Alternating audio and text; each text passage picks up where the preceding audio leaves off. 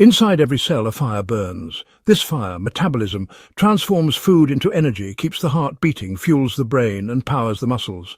In youth the fire is bright and steady, consuming fuel cleanly and efficiently. But with age the flame weakens. It flickers, produces more smoke and leaves the body colder, slower and more vulnerable. One of the most noticeable shifts is weight gain. Many in midlife lament, "I eat the same as before, but I gain weight more easily." They are right.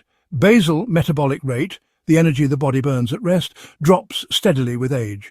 Muscle, one of the body's largest energy consumers, also declines, while fat creeps in, particularly around the abdomen. This visceral fat is not just padding, it acts like an organ of its own, releasing inflammatory molecules that accelerate disease. Another hallmark is insulin resistance. In youth, insulin ushers glucose into cells for energy. With age, cells stop listening as well.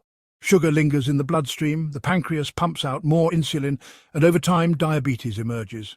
High blood sugar and insulin resistance also damage blood vessels, knitting metabolism tightly to cardiovascular aging.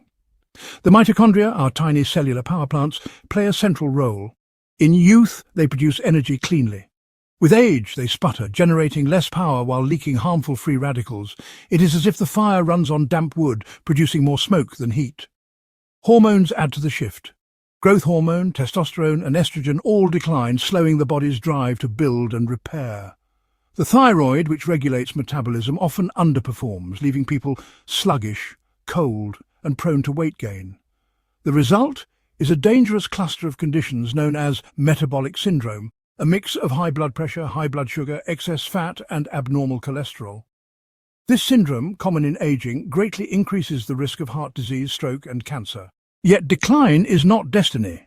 Exercise, particularly resistance training, rekindles the fire by preserving muscle and improving insulin sensitivity.